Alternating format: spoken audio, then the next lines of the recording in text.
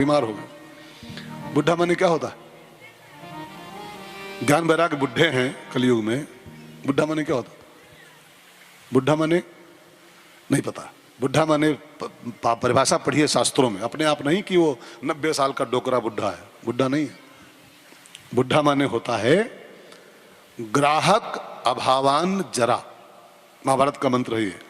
जब कोई ग्राहक न बचे, ग्राहक माने तलाशी, तलाशी, इसको बुढ़ापा कहते हैं। ग्राहक अभावान जरा, जब कोई चाहने वाला, पूछने वाला, हाल चाल पूछने वाला कोई न रह जाए, जानना बुढ़ापा आ गया।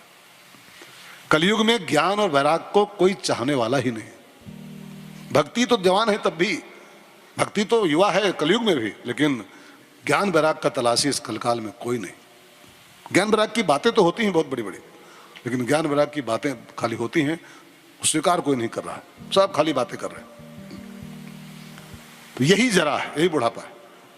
तो भक्ति ने कहा महाराज माँ युवा हो और बेटे बुढ़े हो, बीमार हो, ये बहुत उल्टी गंगा बह रही है। माता बुढ़ी हो, बेटे युवा हो तो जमता है ना। अब माता जवान हो, बेटे बुढ़े पड़े हो, बीमार पड़े हो, ये बहुत उल्टी बात है। तो गुरु जी कुछ करो, इनको ठीक करो। महाराज जी ने कहा ठीक, मैं प्रयास करता हूँ। तो उन्होंने क्या किया? वेद वेदांत घोषैश्च गीता पाठै मुहुर्मुहुः, वेद मंत्रों का पाठ किया, पुरुष सूक्त सुनाया, ज्ञान वैराग को गीता का पूरा पाठ सुनाया। और पाठ नहीं, एक पाठ नहीं, मुहुर्मुहुः सैकड़ों पाठ सुनाए गीता के, वेदों के। तनिक तो असर पड़े थोड़ा सा, जब वेद पाठ करें नारद जी, वेदों के मंत्र पढ़ें तो थोड़ा सा चेतनता आए 2 मिनट के लिए ज्ञान वैराग को, और तनिक अंगड़ाई लें, खड़े हों और फिर धम्म से गिरे, फिर बेहोश हो जाए। तो नारद जी बेचारे फिर वेद पढ़े मंत्र कानों में, फिर गीता सुनावें, तो फिर तनिक खड़े हो जाएं, फिर गिर जाएं। अब देखो ये कहानी है, खाली सूत्र ये है कि हम लोग भी जब वेद पुराणों की बातें सुनते हैं ना, वेद शास्त्रों की, तो हमारे अंदर भी ज्ञान वैराग खड़ा होता है थोड़ा सा। जैसे अभी कथा सुन रहे हो, वेदों की बातें हो रही हैं, शास्त्रों की बातें हो रही हैं, तो आप में से बहुतों का ज्ञान अभी ठीक रहेगा, जागेगा थोड़ा सा, 7-8 दिन के लिए, 7 दिन के लिए खाली बस जागेगा बहुतों ज्ञान। भागवत सुनते सुनते, वेदों की बातें सुनते सुनते कई लोग बड़े बैरागी हो जाएंगे भी 7-8 दिन में। अरे महाराज जी सही कह रहे हो, सब बेकार दुनिया, सब बेकार, कौन किसका है संसार में। तनिक तो जागता है अंदर ज्ञान वैराग अच्छी बातें सुनने के बाद में। लेकिन वो 18 तारीख को चाहे भंडारा मिलेगा खाने को, बात तो कढ़ी गई अंदर कि सारा ज्ञान वैराग पे पटापट गिर के बेहोश। कहाँ टिक पा रहा ज्ञान? टिक जाए तो इंसान शिव हो जाए। रामायण में एक चौपाई है, पढ़िए। जो सबके राह ज्ञान एक रस। अगर जीव का ज्ञान एक रस हो जाए ना, तो ईश्वर जीव ही भेद कहो कस। अगर ज्ञान अखंड हो जाए जीव का, तो ज्ञान, ये जीव शिव हो जाएगा, जीव ईश्वर हो जाएगा। तो हमारा आपका ज्ञान कहाँ है? जब जाते हैं वहां मरघट में लाश फूकने, किसी की लाश, जब चिता जलनी शुरू होती है तो बहुतों ज्ञान जागता वहां पर। चिता की लौ दे, अरे सब बेकार है यार, सब बेकार। देखो अरबों रुपए का आदमी क्या दो जल रहा है। लेकिन जहां उसको फूंक के पीछे मुड़े तो ज्ञान गिरा, सो गया, फिर बेहोश। कई लोगों को ज्ञान होता है जब वो अपनी पत्नी के साथ भोग करते हैं, और जब भोग निपटता है तो अरे बेकार यार, कुछ नहीं, सब बेकार है, बेकार है, बस हुआ तो अब बस बंद बंद। लेकिन वो कहाँ 2 दिन नहीं बीतते हैं फिर जाग जाता है।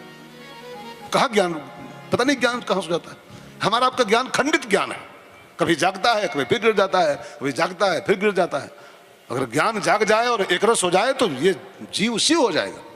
चिदानंद रूपा शिवोहम शिवोहम अहम ब्रह्मास्मि।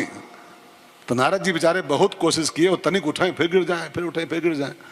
तो नारद जी ने कहा देवी तुम रुको, मैं भगवान से बात करता हूँ इन दोनों के लिए। नारद जी भगवान को फोन लगाए। भगवान ने बताया कि नारद जी बहुत बढ़िया उपाय है, वो कर दो तो ठीक हो जाएंगे दोनों। तो कौन सा उपाय है? अगर सत्कर्म करो, इसके लिए तुम सत्कर्म करो, ये दोनों बिल्कुल स्थायी जाग जाएंगे। तो कहा सत्कर्म क्या होता है जी? भगवान ने तो बोल दिया फोन पर सत्कर्म करो ठीक हो जाएंगे, लेकिन सत्कर्म मीन्स क्या? तो भगवान ने कहा आई एम सॉरी, सत्कर्म माने क्या ये मेरे पास इसका नॉलेज नहीं।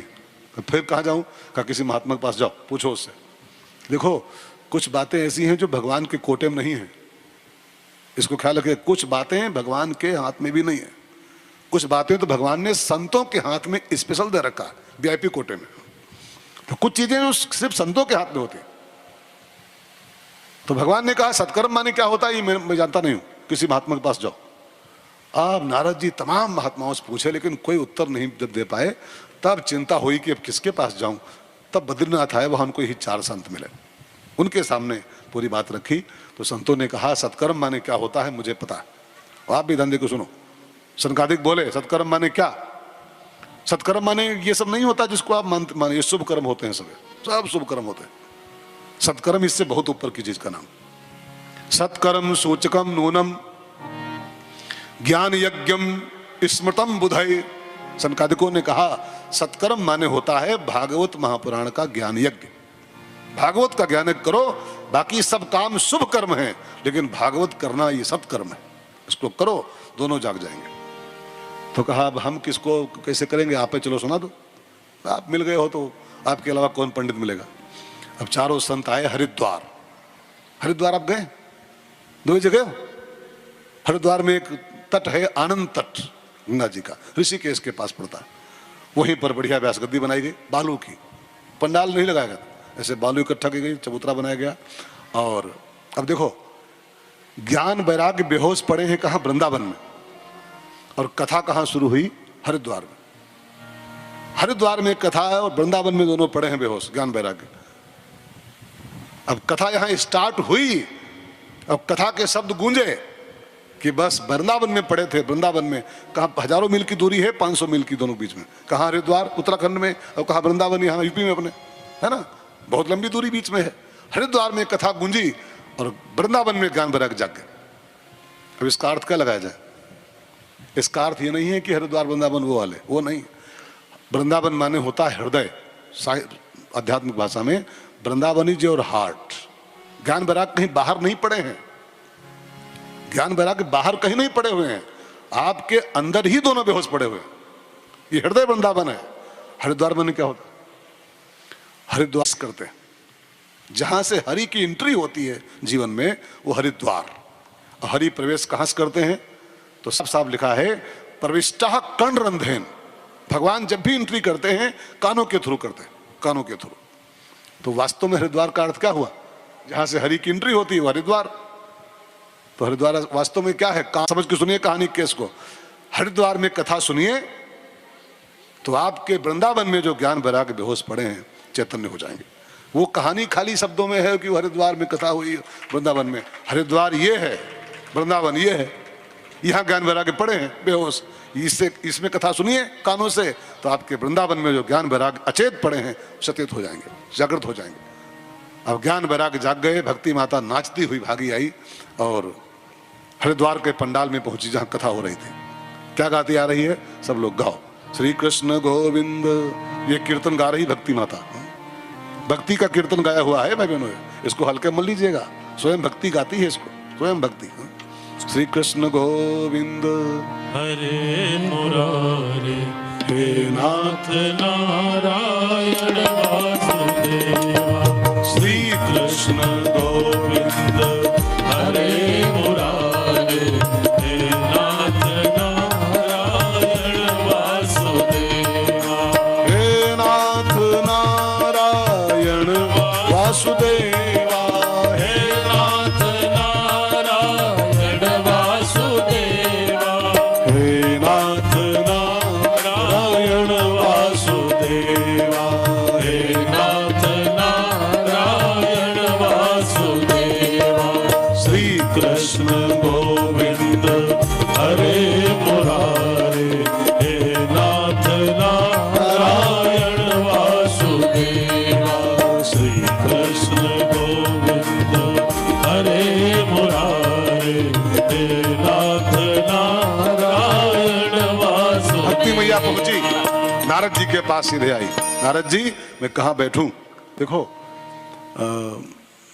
श्रोताओं का एक धर्म होता है कि आयोजक जिसके बैठने की व्यवस्था जहां पर बनाए, श्रोता मनमानी नहीं करनी चाहिए। आयोजक की एक व्यवस्था होती है, सिर्फ माता बहनों इधर बैठना है तो इधर बैठना है, ये व्यवस्था है हमारे आयोजक जी की, ठीक है ना। पुरुषों को इधर बैठना है इधर बैठना है, जो गांठ में दर्द है, कमर में दर्द है, वो कुर्सी पर बैठे, है ना। दर्द नहीं है तो जमीन में बैठो, ठीक है ना।